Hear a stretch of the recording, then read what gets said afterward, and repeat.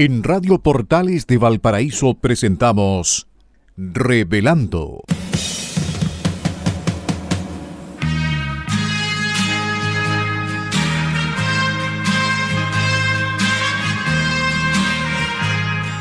Un programa donde se abordan temas de actualidad, contingencia y la agenda cultural de la zona.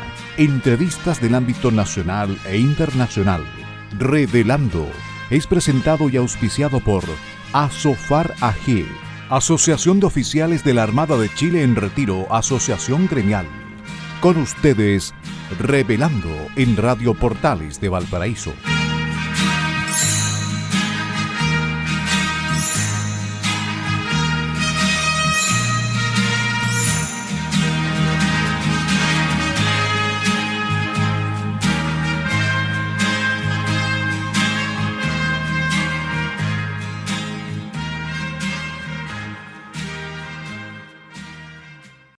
Buenos días, queridos auditores. Comenzamos un nuevo programa Revelando del día martes, hoy martes 15 de julio del 2025, dando una explicación porque el programa lo grabamos en la mañana y es transmitido por Radio Portales, nuestra casa que nos acoge todos los martes a las 18 horas en el 89.5 FM y el 840 AM.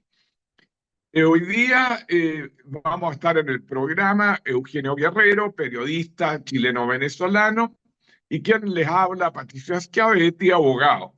Desgraciadamente no vamos a poder contar con la compañía de nuestra querida amiga Pilar Soberano, que por razones de trabajo va a estar ausente del programa.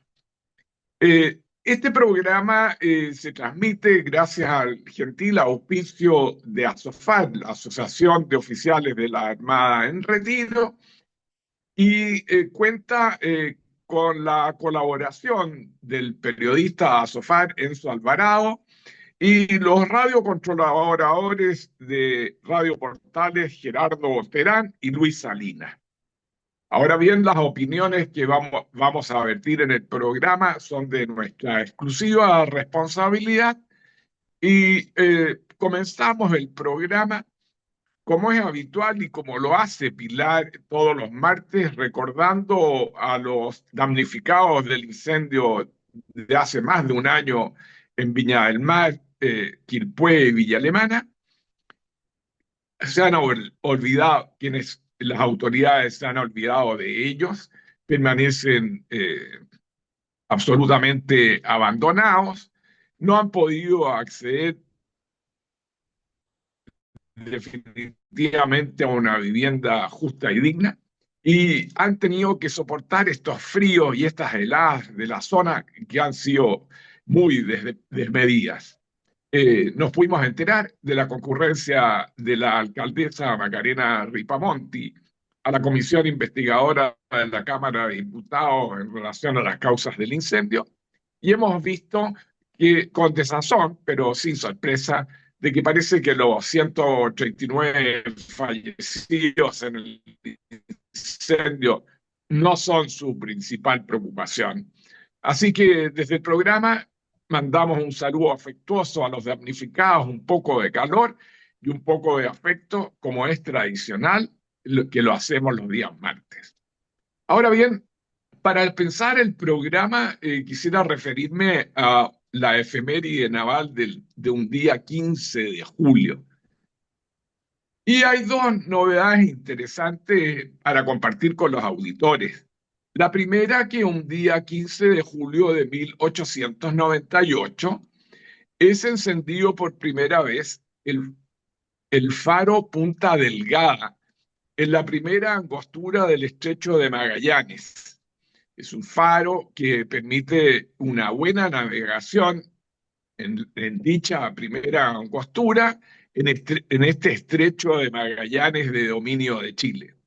Este faro está distante a 167 kilómetros de la ciudad de Valparaíso, posee una estructura de 11,7 metros de altura y tiene un alcance luminoso de 19 millas náuticas.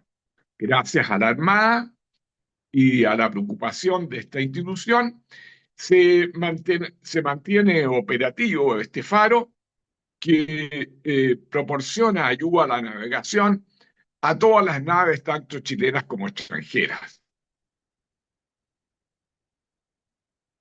Por otra parte, el 15 de julio de 1924, en el apostadero naval de Talcahuano, que es lo que corresponde hoy en día a la segunda zona naval, se inaugura el dique 2, que es el dique que va a permitir la entrada del acorazado de la época Almirante Latorre. Debemos compartir con los auditores que este buque llegó a Chile en 1921, después de haber sido requisado por Inglaterra, país al cual le habíamos solicitado la construcción, porque debió pelear en la Primera Guerra Mundial que se celebró entre 1914 y 1918, bajo el nombre de Canadá. Este buque vino a igualar la fuerza naval tanto de Brasil como de Argentina y permaneció en servicio hasta 1958. Una de las características a destacar eran sus poderosos cañones y además que albergaba aviación embarcada. Así que queríamos compartir como programa estas dos efemérides navales para hacer un poco más entretenido el programa. Quiero señalar a ustedes, queridos auditores, y para alegría particular de la Armada, la Contraloría General de la República dio curso al decreto que aprueba la política naval de construcción naval. Aparece esta toma de razón o que aprueba el decreto de política nacional de construcción naval como una cuestión de suma importancia, dado que la institución requiere llevar adelante la construcción naval de 4 buques multipropósito que van a reemplazar al buque de transporte Aquiles y unas barcazas que están obsoletas. Por lo tanto, esperamos a la brevedad contar con estos 4 buques, el primero ya en una construcción avanzada, que va a permitir contar con buques eh, menores de embarque y desembarque de personal de infantería de marina. Así que, bien por esta noticia que afecta especialmente a la Armada y que va también en de beneficio de todo el país en la mantención de nuestra soberanía y el apoyo a los más necesitados, especialmente en la zona sur. Y a Patricio, propósito de los mártires de Carabineros, de un día 15 de julio, debo señalar que un día 15 de julio, el mayor de justicia, José Eduardo Valencia Pacheco, fue atropellado. Así que esta es el mártir de un día 15 de julio y debemos hacer llegar, lo deseamos así, hacer llegar nuestro más afectuoso saludo a la familia y a la institución de Carabineros, la institución que se preocupa de mantener el orden público y el combate a la delincuencia y el narcotráfico. Así que a la familia del mayor de justicia, José Eduardo Valencia Pacheco, vaya nuestros respetos desde el programa. hola Patricio, ¿cómo estás? Y ¿Me escuchas? hola, ¿Bien? Eugenio. Estaba Sí, escuchando. perfectamente. Qué bueno tenerte en el programa y que te hayas incorporado. Sí, no, es que me incorporé desde el inicio. Lo que pasa es que como estás desde el teléfono, no ves mi ingreso. Oye, te quería comentar que te quería hacer una pregunta con respecto a esta noticia sobre el ámbito naval. Cuando tú comentas que Sí, también garantiza en cierta medida ayuda a los más necesitados. Me gustaría preguntarte, porque normalmente las personas, o sea, las que no tienen como una formación sobre el Estado, sobre sus instituciones, sobre la importancia de la soberanía, piensan que, bueno, el gasto militar, o el gasto en este caso en ámbito naval, no tendría mucho sentido. Pero claro, tú y yo, que somos como de otra formación, lo entendemos. Entonces, cuando tú dices ayudar a los más necesitados, ¿en qué ámbito se ve esto? Para clarificarlo mucho mejor. Sí, las zonas más aisladas, Eugenio, de la zona sur, Chiloé, Punta Arenas, Puerto Natales, constantemente la Marina está haciendo operativo médico de Bien, personas bien, que no tienen la debida ayuda en ese ámbito. Por lo tanto, este apoyo es fundamental para las zonas más aisladas del país. Así que no solamente es una cuestión de soberanía y de claro, poder naval, sino que es de amplio apoyo a la ciudadanía y que no solamente se ha expresado en apoyos médicos, sino que a propósito de grandes tragedias, de la erupción de volcanes en que han tenido que eh, recoger o proteger a la ciudadanía y sacarla de esas zonas de alto riesgo, siempre la Marina con sus buques ha estado presente en el auxilio de la soberanía, de es la importante saberlo. ciudadanía, digo. Claro, eso es muy importante saberlo porque normalmente las personas Sí, como que no vinculan. O sea, ya de por sí el tema de la soberanía es importante y sobre todo cuando tienes, por ejemplo, movimientos que cuando ven a sociedades con estados fallidos o que no pueden imponer su soberanía frente a las pretensiones de conquista, de invasión o de agresión desde otros países, que eso es un elemento bastante importante y que la gente no lo nota hasta que se da la emergencia. Por otro lado están los temas humanitarios que tú tocas muy bien y que me parecía importante clarificar, tomando como contexto esta noticia sobre la inversión en el ámbito naval. Así que muchas gracias. sí, muy buena pregunta, Eugenia, porque las personas, como tú bien lo dijiste, a veces se cuestionan el gasto en defensa. Dice, tenemos tantas Claro. otras necesidades como hospitales, listas de espera, eh, educación, escuela, pero la construcción naval permite lo que yo me referí, así Así que las personas pueden estar muy tranquilas de que la inversión también tiene un gran contenido social. así es. Oye, Eugenio, y a propósito de la región de Valparaíso, mala, indudablemente, otra desilusión del gobierno y un nuevo abandono de que estamos siendo objeto. La ministra de Obras Públicas, Jessica López, reconoció el martes pasado que la licitación para la ejecución del proyecto del tren entre Santiago y Valparaíso no se realizará durante el actual gobierno, por lo que este proceso quedará en manos de la próxima administración. Debemos recordar que este proyecto había sido mencionado por el presidente Boric en dos cuentas públicas y se había comprometido a la brevedad a sacar adelante este proyecto, que solamente quedará en las buenas palabras de una cuenta pública y lo que nota el fuerte abandono de la región.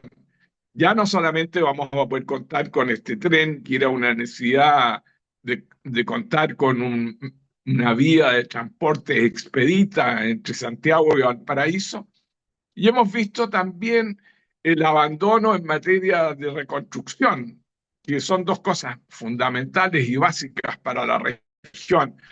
Así que una vez más tenemos que sufrir la falta de preocupación del gobierno por esta región que deja en abandono este proyecto que para nosotros era de vital importancia. Sí, totalmente. Lo que pasa es que eso es, Patricio, justo cuando propusiste la pauta, a mí me pareció un tema muy interesante porque esto quiere decir que este gobierno es así en general. Hay una institución que se llama Idea País, que ellos al año hacen como un seguimiento, un monitoreo de la ejecución de las promesas del gobierno, a través de lo que se hace legislativamente, entre otras cosas. Y fíjate que una de las conclusiones de esta investigación, por ejemplo, la que se publicó en junio del presente año, dice, por ejemplo, que el 47% de las iniciativas se encuentran terminadas, lo que representa un incremento del 5% respecto al año anterior, pero más o menos ese es el número. Esto es un gobierno que no es capaz de ejecutar la totalidad de sus responsabilidades y avanzar en función de ello. Eh, entonces a mí no me extraña, e incluso cuando las cosas no tienen tantos réditos políticos o cuando ellos no se encuentran en una crisis, por ejemplo, de aceptación, que, o sea, desde el rechazo hasta ahora, o sea, en el sentido del resultado, ha sido crítico para ellos, pero fíjate que a nivel de ejecución de proyectos, a nivel de cumplir precisamente lo que prometen, ellos con respecto a su programa no han logrado ejecutar gran parte con respecto a las reformas estructurales, que menos mal, por un lado, porque representan un enorme retroceso para el país, pero por otro lado está lo que tú comentas. Entonces las cifras de Jessica López, por ejemplo, respecto a las licitaciones, a las relicitaciones y lo que ya estaría acordado para que se ejecute en el próximo gobierno, más o menos dan esa cifra, que es una cifra que se acerca más o menos al 47%, entre otras. Entonces eso es muy importante saberlo, porque esto no es solamente un tema de Valparaíso, que es una ciudad bastante alicaída, que los compromisos han sido de cumplimiento terrible y que además las últimas gestiones y sobre todo la actual, o sea, tanto la actual como la anterior han sido desmanes básicamente para Valparaíso y la justificación y legitimación de la destrucción del puerto y que no han representado un avance tampoco en términos de cómo este se puede expandir frente, por ejemplo, a otras competencias internas como el puente de San Antonio, el puerto de San Antonio o puertos internacionales. El tema del Valparaíso es un abandono absoluto. Yo lo que quería era aportar este dato, Patricio, porque cuando uno ve el detalle de cuál ha sido la ejecución con respecto a las licitaciones, es más o menos un patrón que se cumple en el general con respecto a cómo el gobierno eh, trata de cumplir lo que promete y cuál ha sido el nivel de ejecución. ¿Ok? Sí. Entonces, eso Y es lo lo que que quería comentar. ratifica, estimado Eugenio, lo mal que lo ha hecho el gobierno en gestión, Así porque es. eso es gestión y planificación. Las cifras lo demuestran claramente. Y el otro punto de que nunca se cumplió es el desarrollo de la zona costera, el borde costero Barón, Valparaíso, Ah, sí, que claro, como histórico ya. cualquier ciudad costera, uno va a Buenos Aires, ¿no? Y tiene toda la zona costera muy bien desarrollada, con comercios, con restaurantes, absolutamente. Y Valparaíso sigue sufriendo de abandono en ese aspecto también. Así que es una ciudad deprimida, rayada, sucia. Así que pobre Valparaíso y pobre región que está en el más completo Abandono. abandono y olvido por parte del gobierno.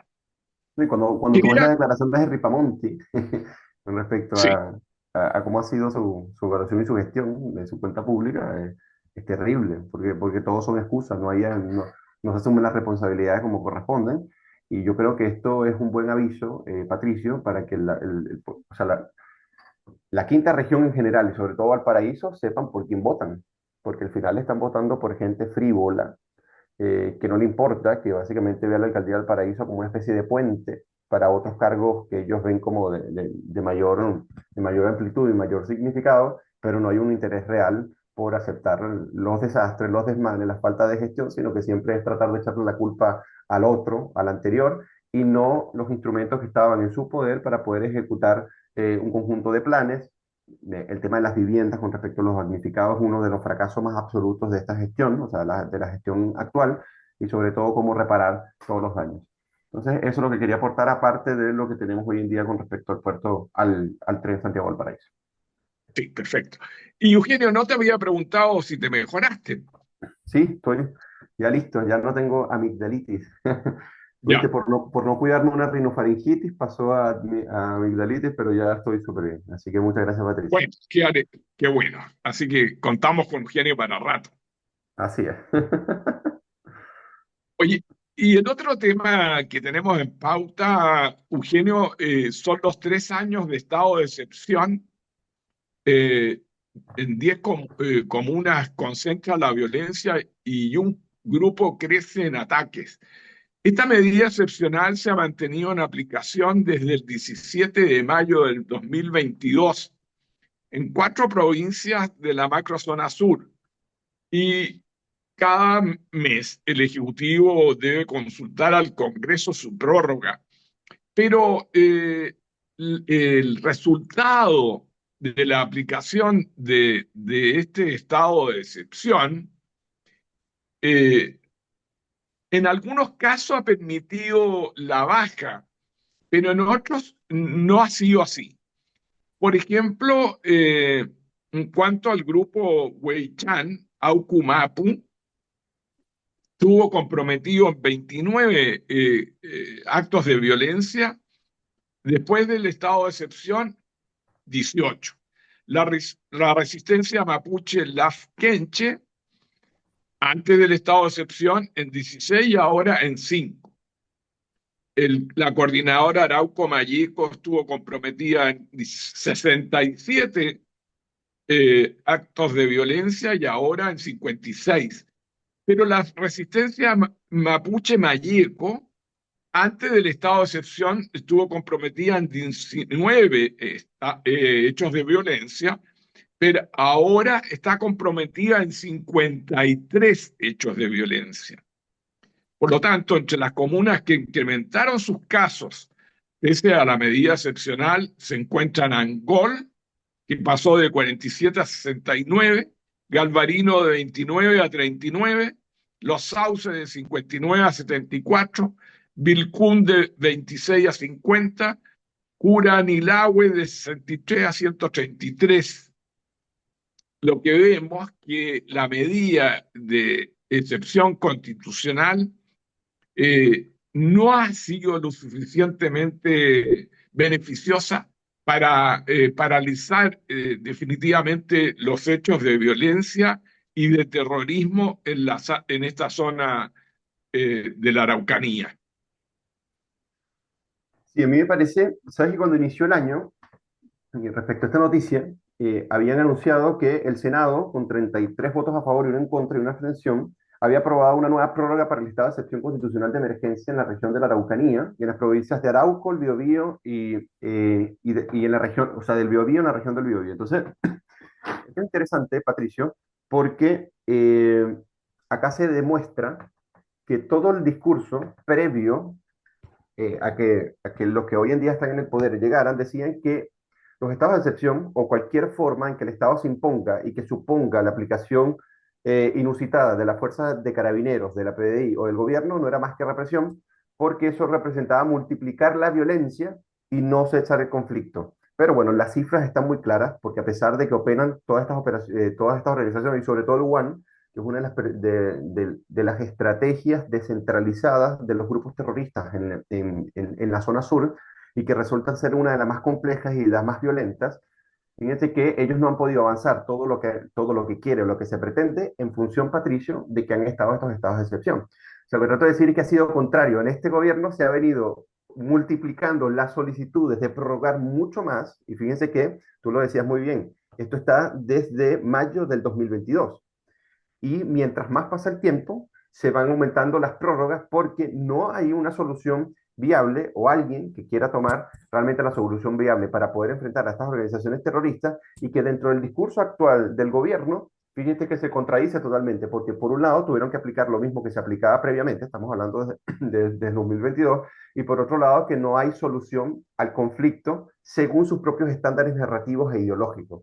Eso es muy importante decirlo, porque si no se entiende esto, entonces no vamos a poder mirar hacia el futuro de cuál es la estrategia idónea para poder acabar o por lo menos disminuir la violencia de manera significativa, porque la proliferación de organizaciones terroristas de todo tipo, desde la Corporación Arauco Mayeco, en este caso la CAM, hasta organizaciones que son un poco más, que no tienen imagen pública, pero que tienen una repercusión brutal en el aumento de la violencia en la zona, no va a poder combatirse de la manera más efectiva posible. Así que muy buenos Sí. los datos que entregaste, por cierto. Querido amigo, ha llegado el tiempo de hacer un alto del programa y vamos a escuchar en la pausa musical un clásico de la música chilena, Nuestro tiempo terminó, de Gloria Simonetti. Así que vamos a una pausa musical, queridos auditores, y ya regresamos. Muchas gracias, Patricio. Nos vemos. Y hemos regresado al segundo bloque de nuestro programa de cada martes Revelando. Nos encontramos grabando con Patricio Schiavetti, y en los controles se encuentra Enzo Alvarado. Lamentablemente no nos pudo acompañar Pilar Soberano en esta, pero bueno, en la siguiente se reintegrará. Yo no participé en la anterior, así que... Y bueno, después de haber escuchado, Patricio, la excelente canción que recomendaste, un clásico chileno que se llama Nuestro tiempo terminó, de Gloria Simonetti. Ahora retomamos la conversación de cada martes, en este caso más analítica, claro está, de lo que es la situación política, ¿no? Y el auge, en este caso, de lo que sería una comunista en los primeros puestos, si podríamos decir, de aceptación o, por ejemplo, de mención espontánea para lo que serían las presidenciales, y cómo esto afecta, obviamente, a la distribución de los apoyos a las candidaturas para la parlamentaria, que es importantísimo. Como todos sabemos, en un Estado democrático donde hay división de poderes, el poder precisamente está desconcentrado, está disperso, ¿ok? No se concentra ni el Ejecutivo únicamente, ni el Parlamento, entonces por ende hay que tener una buena composición del Parlamento, y en este caso se ha empezado frente a una lista única de la izquierda, que ya sabemos que tiene un tono bien marcado de radicalización, no solamente porque tiene abanderado como presidenta, o sea, como posible presidenta en el sentido de candidata a Janet Jara, sino que por otro lado tenemos a toda la izquierda, Patricio, sometida a los designios que en este caso estratégicamente haga el Partido Comunista, y esto es histórico y es históricamente también peligroso, porque es la primera vez que el Partido Comunista tiene una incidencia tan brutal frente a lo que es la composición de la izquierda en general, y esto también en un contexto donde lo que se llama la centroizquierda ya básicamente desapareció, y donde la centroizquierda que no se encuentra dentro de lo que llaman el socialismo democrático, sino que está más alineada a la centro-derecha, en este caso no es tan relevante. Entonces estamos en una especie de radicalización de las posturas, como pocas veces hemos estado en la historia recién, esto me refiero en términos como democráticos. Eso por un lado, y por otro lado, para finalizar mi comentario, frente a ello está una posible también estratégica solicitud de lista única, que en este caso unifica las derechas, esto también frente a lo que es el nuevo Pacto de Derecha Unida. Entonces quería saber cuál es tu visión, Patricio, porque hay algunos que dicen, bueno, que es preferible ir en dos listas que en una. Hay otros que dicen, bueno, es preferible una lista porque es una lista de la que se enfrenta con otra lista y se puede, bueno, polarizar incluso un poco mejor, y en este caso mucho más conveniente, obviamente, a nuestro sector, que es la derecha. Entonces quería saber cómo lo veías tú, porque yo creo que hay buenos argumentos para los dos lados. Entonces, ahí Yo, armemos la yo creo conversación. que no, Eugenio, y yo creo que el sistema Hunt favorece la lista única. Y voy a desarrollar la idea, pero primero quiero decir que me parece dramático que el Partido Comunista esté dirigiendo la orquesta, Así es. que el Partido Socialista esté en la debacle y sea el vagón de cola del Partido Comunista, que la democracia cristiana desee unirse a la campaña de Jara para no desaparecer como partido. Es decir, estamos frente a una candidatura dirigida por Jara en que impone sus condiciones el Partido Comunista. Por eso yo estimo de que la única posición aceptada de la derecha frente a ello es que se vaya en una sola lista, porque finalmente o aparentemente el Partido Comunista va a lograr que se vaya en una sola, y la derecha actualmente no ha llegado a acuerdo y están en dos listas. Chile Vamos, con amarillos y demócratas, y por otro lado, republicanos, social cristianos y nacional libertarios, es decir, dos listas. Y el escenario que voy a mencionar eh, está pensado en que la coalición A de izquierda vaya en una lista y la coalición B vaya en dos listas. En el escenario 2, la coalición A, en caso de elegirse 8 diputados, elige 6, incluso con el 42% de los votos. Si se eligen 4, la lista A obtiene 3, con tan solo el 42%, y la lista B, solo un diputado, por ir en dos listas, aunque la suma de ambas listas de la coalición B de derecha sean mayor a la coalición A de izquierda. Entonces, este sistema favorece la lista única y debiera hacer reflexionar antes del 18 de agosto próximo que se inscriben las candidaturas a tener un entendimiento mínimo, al menos en las eh, regiones en que se eligen senadores, que son, en este caso, van a ser las regiones impares, de manera de ponerse de acuerdo, porque va a operar el sistema binominal en que se va a elegir uno y uno de cada sector. Entonces, el llamado a la cordura a los líderes de derecha de todos los sectores a ponerse de acuerdo en hacer algunos pactos mínimos, ya sea de coordinación o de omisión, para, en el evento probable de acceder al gobierno, puedan tener un parlamento que les permita llevar adelante su programa de gobierno, Eugenio. Y bueno, está muy interesante lo que comentas, porque bueno, yo no sé si tuviste las declaraciones de Scalia, que es el presidente del Partido Republicano, ¿no? Arturo Scalia, al referirse a las listas. Entonces él dice, bueno, que básicamente como que en privado, o sea, como que se tiene noción de que ir en dos listas es mucho más representativo, por un lado, o sea, más allá del cálculo político, que es importantísimo, obviamente, estamos en la política real, ¿no? En la real política, como le dicen.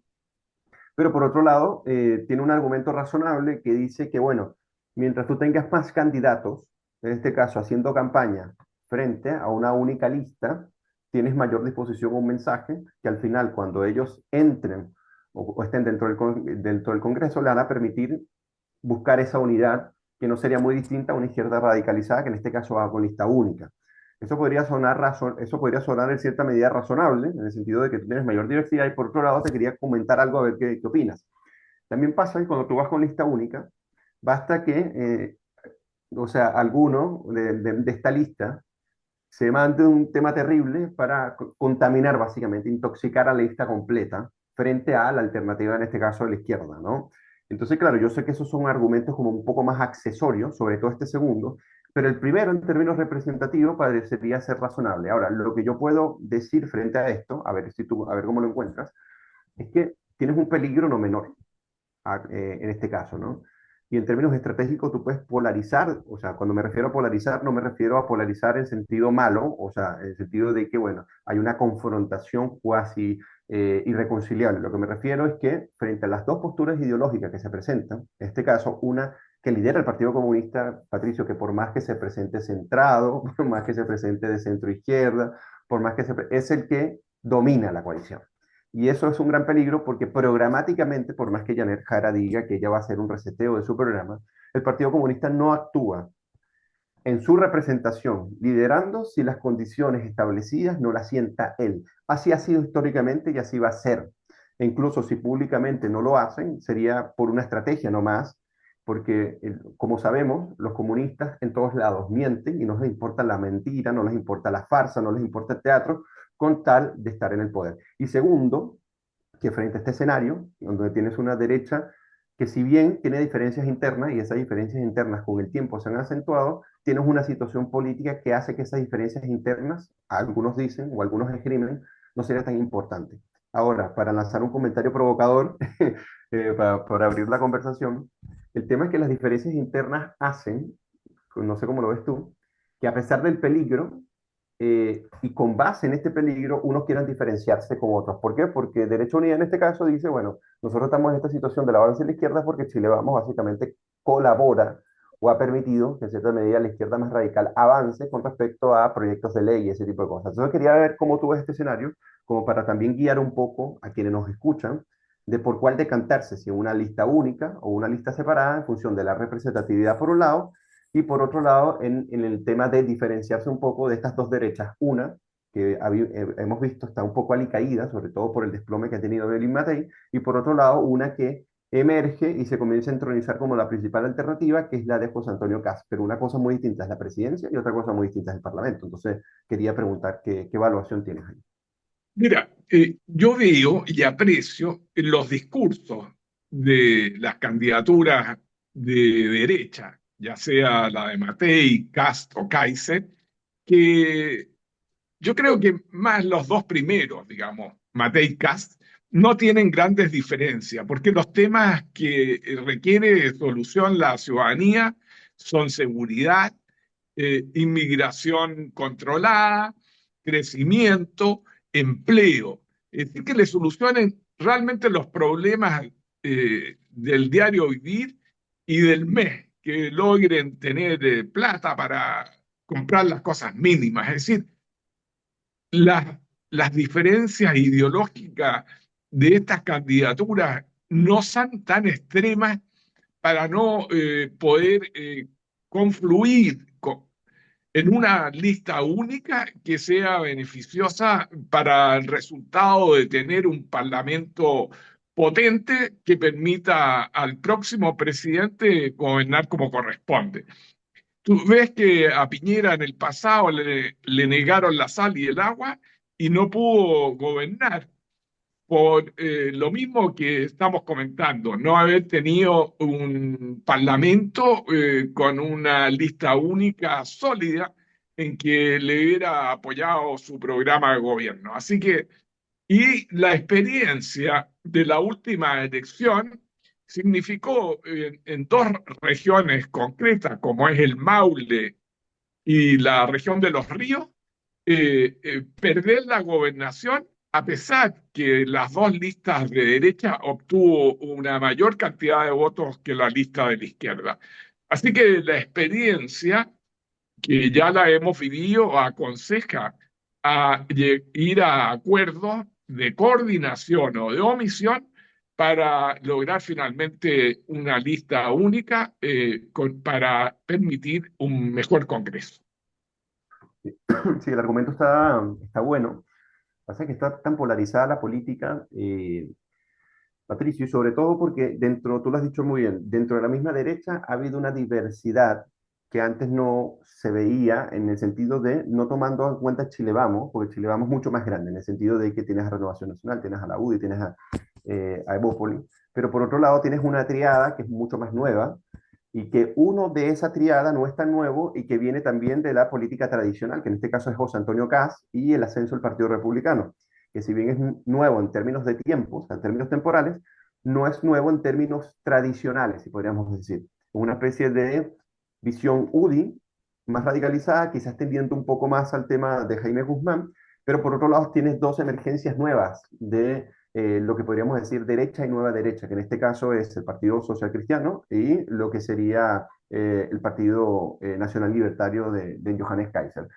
Ahora, uno podría decir, o sea, frente al argumento de la lista única, de que la lista separada te permite mostrar esta divergencia interna de esta nueva derecha, si podríamos decir, que se concentra en José Antonio Caz, el Partido Republicano y el Partido Nacional Libertario.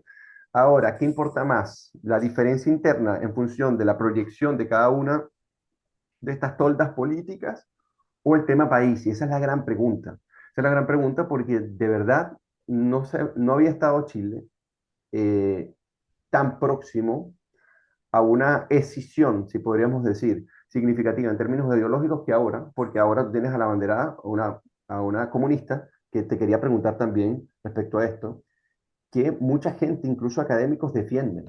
Y que a mí me impresiona porque son académicos que creen en la democracia, en el Estado de Derecho, en la democracia liberal, pero esgrimen que apelar al anticomunismo sería como irrisorio. Y eso a mí me parece tonto, Patricio, porque con el comunismo no se juega.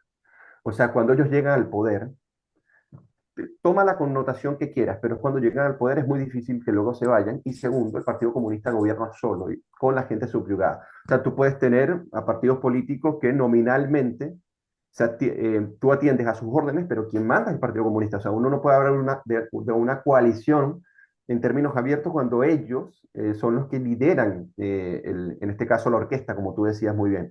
Yo creo que el tema país acá está demandando, y por eso aquí hay que ver los argumentos, qué es lo que se va a hacer, porque si tuvieras una izquierda como más centrada, que no representaría un peligro, a pesar de que tenga el Partido Comunista dentro, que es lo que se ha venido haciendo en la nueva mayoría hasta acá, el peligro no fuera, no fuera mayor, aunque sí sigue siendo significativo. Pero cuando es el Partido Comunista el que encabeza, yo creo que la cuestión del argumento cambia. No sé cómo lo ves tú y sobre todo el apoyo que han tenido sobre académicos, sobre todo académicos, sociólogos respecto al anticomunismo. Yo creo que el anticomunismo en todo tiempo y en todo lugar se justifica por lo que representa el comunismo en sí mismo.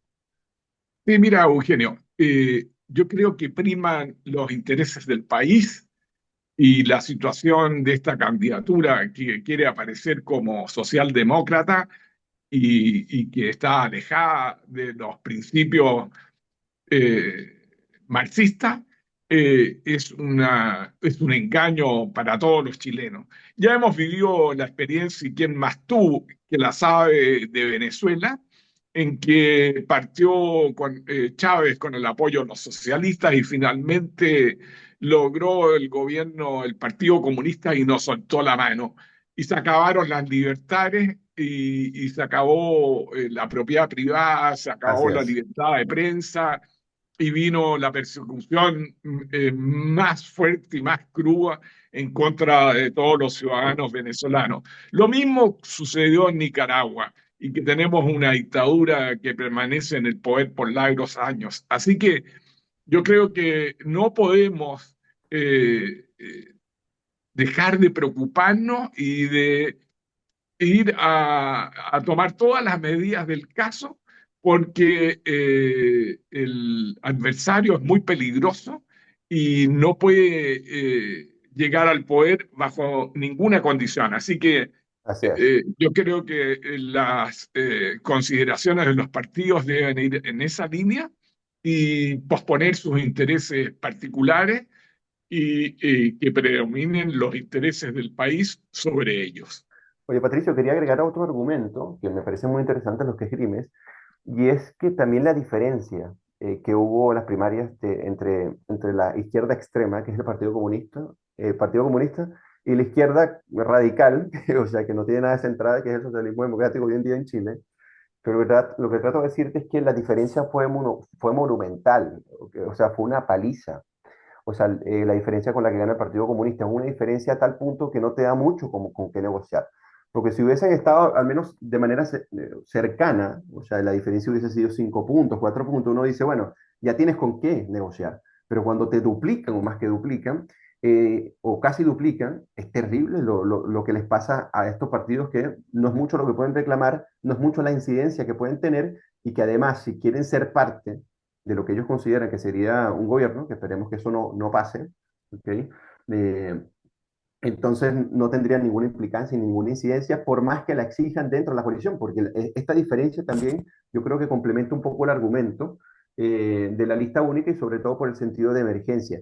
Ahora, si estuviéramos en tiempos normales, uno podría decir, bueno, quizás la lista separada no fuera tan descabellada o tuviera un buen argumento. Yo hasta ahora, que no he terminado de cerrar como mi opinión, y lo clarifico a nuestros auditores, sobre todo por mi preferencia en este caso, que ya todos conocen, yo sigo como meditando los argumentos entre la lista separada y la lista única. Lo único, Patricio, que a mí me alarma es la diferencia que sacó Janet Jara y que en este caso te estás enfrentando a un comunista y que ahí normalmente para polarizar en términos de qué rumbo de país quieres tener, ahí la lista única parece ser más coherente. Y estimado Eugenio, a ver si alcanzamos a tocar el tema que al parecer pudiera estar muy lejano al interés de los auditores, pero que en definitiva puede afectar al bolsillo de esto, porque los productos indudablemente van a subir. La tasa de arancel de Trump que ha anunciado aplicar al cobre puede afectar a Chile. El presidente Trump ha anunciado su intención de aplicar una tasa arancelaria del 50% a las exportaciones de cobre a Estados Unidos. El 1 de agosto sería la fecha decisiva para esta resolución. El impacto en los aranceles, por eso el interés de los auditores, lo asumirán los consumidores. Los principales exportadores de cobre a Estados Unidos son Chile, Perú, México, Canadá y el Congo. Afortunadamente, Chile exporta solamente el 11% de su cobre a Estados Unidos y un 53% a China, digo, y constituye quien constituye nuestro principal ingreso, la exportación de cobre. Solamente con el anuncio de Trump, el cobre ha subido $5,5 por libra, aumentando las ventas en el mercado. La demanda de cobre crecerá un 30% en 3 décadas. ¿Qué se vislumbra de esto de Chile y el arancel del 50%? Dependencia moderada solamente el 11%, digo. Es decir, afortunadamente con Estados Unidos exportamos solamente el 11%. Por lo tanto, podría afectar de cierta manera. Negociar con Estados Unidos exenciones. Exigir la aplicación del Tratado de Libre Comercio. Aplicar aranceles recíprocos. Diversificar los mercados. Yo creo que es una obligación de Chile de salir a buscar nuevos mercados y a acelerar fundiciones. Frente a lo anterior nos queda confirmar el alza arancelaria. Va a haber una volatilidad del mercado, se va a producir indudablemente un alza del precio. Rápidamente van a salir las grandes potencias a realizar compras anticipadas, va a haber menor demanda, se va a producir un beneficio directo a China y se va a producir un alza de los productos. Por lo tanto, nuestro camino en materia de relaciones internacionales sería la exigencia de aplicar el Tratado de Libre Comercio, específicamente el capítulo 21, ir a una negociación directa con Estados Unidos, una intervención de libre comercio y exigir un panel arbitral. Eso es un poco la introducción en el tema, Eugenio. ¿Qué te parece? O sea, me parece muy interesante, sobre todo por el sentido estratégico de lo último que comentabas, que estos son, mira, obviamente todo arancel y toda guerra económica es una tragedia para el mundo. ¿Por qué? Porque el tema, disculpen, el tema del mercantilismo, o sea, cuando yo me refiero al mercantilismo, me refiero a esa noción del siglo XVII, XVI y por ahí parte el XVIII, que ya refutó Adam Smith, ¿ok? En este libro que se llama La riqueza de las naciones, donde se piensa, o sea, escúchese bien, se piensa de que es más importante el interés del productor que el del consumidor. Cuando en una lógica de mercados libres y democracias liberales, quien dirige el rumbo a la producción es el consumidor, ¿ok? Entonces, cuando tú le encareces por una estrategia política o por una retaliación política a un país, subir los aranceles, eso es un atentado contra los consumidores propios, tanto del país como afectas a aquella persona que en enorme medida exporta hacia distintos países, en este caso China, y que en un menor porcentaje a Estados Unidos. Entonces, como el menor porcentaje que tú describiste bien es lo que se exporta a Estados Unidos, esto da una oportunidad para que Chile comience a diversificar. Eso obviamente, por ejemplo, le hicieron una entrevista muy, muy interesante a una consultora acá en Chile que se llama BT Markets, y él decía lo siguiente: Chile debe aprovechar esta coyuntura para redirigir parte de su producción a otros mercados como Europa o Asia, o sea, es una buena oportunidad, y acelerar proyectos de industrialización del cobre para reducir la dependencia de compradores como Estados Unidos. Y además el tema de la diversificación que tú anotabas, que me parece que es un tema interesante. Ya lamentablemente no puedo extender mi comentario porque Enzo Alvarado nos dice tiempo, señores, así que hay que respetar los tiempos. Ha llegado nuestro controlador, digamos, que nos obliga a terminar el programa. Gracias, Enzo. Un agrado que estés de vuelta, Eugenio, sano y operativo. Y agradecemos a los auditores que nos escuchan habitualmente los días martes y esperamos, con la ayuda del Señor, encontrarnos el próximo martes 22 de julio, ya avanzado el mes, en un nuevo programa Revelando. Gracias, Eugenio, y muy buenas tardes a todos. Gracias a ustedes. En Radio Portales de Valparaíso hemos presentado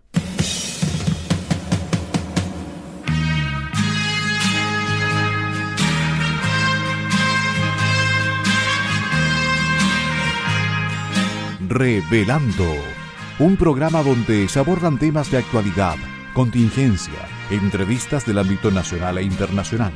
Revelando es presentado y auspiciado por Asofar AG, Asociación de Oficiales de la Armada de Chile en Retiro, Asociación Gremial. Sintonícenos en un próximo programa. Buenas tardes.